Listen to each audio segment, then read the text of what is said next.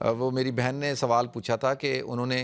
کسی کے ساتھ مل کے 2000 پاؤنڈ انویسٹمنٹ کیے، کوئی گھڑی خریدی ہے۔ بھائی کون سی گھڑی ہے جو لگتا ہے کہ ٹھیک ہے آپ خرید سکتے ہیں گھڑی، اور انویسٹمنٹ کے لیے بھی خرید سکتے ہیں، تو وہ پوچھ رہی ہے اس پہ زکوٰۃ دینی ہے تو کیسے دیں؟ دیکھیں اب وہ جو گھڑی ہے اس کی مارکیٹ ویلیو کیا ہے اس وقت میں، جو مارکیٹ ویلیو ہے، مثال کے طور پہ 2000 آپ نے ڈالے اور 2000 آپ کے جو پارٹنر تھے انہوں نے ڈالے، 4000 پاؤنڈ کی آپ نے گھڑی لی۔ اب وہ گھڑی کی مارکیٹ ویلیو ہے اس وقت سمجھ لیں 5000 پاؤنڈ، تو آپ کو 5000 پاؤنڈ کے حساب سے یعنی 2500 آپ کا حصہ بنتا ہے، تو آپ کو 2500 کے حساب سے زکوٰۃ دینی ہوگی، ٹھیک ہے۔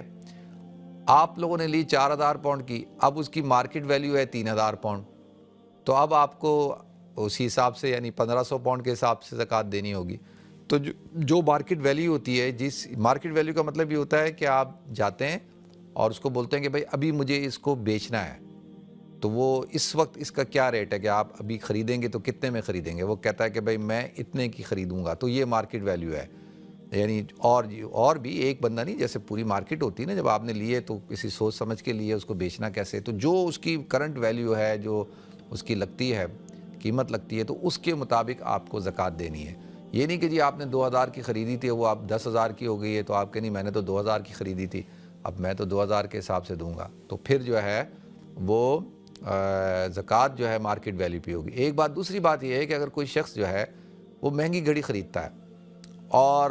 اپنے لیے خریدتا ہے، پہننے کے لیے خریدتا ہے، تو اب چاہے وہ 10000 پاؤنڈ کی خریدے، 15000 پاؤنڈ کی خریدے، یعنی جتنے کی بھی اس نے گھڑی خریدی ہے، مہنگی سے مہنگی گھڑی خریدتا ہے، وہ اپنے لیے خریدتا ہے، پہننے کے لیے خریدتا ہے، تو وہ پرسنل یوز کے لیے ہے، تو اس کے اوپر زکوٰۃ نہیں ہوتی۔ جو بھی آپ کی پراپرٹی ہے یا آپ کی جو ویلیوبل چیزیں ہیں جن کو آپ یوز کرتے ہیں، اپنے استعمال کے لیے ہیں، آپ کے پرسنل یوز کے لیے ہوتی ہیں، ان پہ زکوٰۃ نہیں ہوتی۔ اور اگر ہاں ایک شخص نے لے لی، مہنگی گھڑی خریدی، اور اس نے پھر وہ 5 سال بعد 10 سال بعد اس کو ضرورت پیش آئی یا کوئی وجہ، اس نے اس کو بیچ دیا۔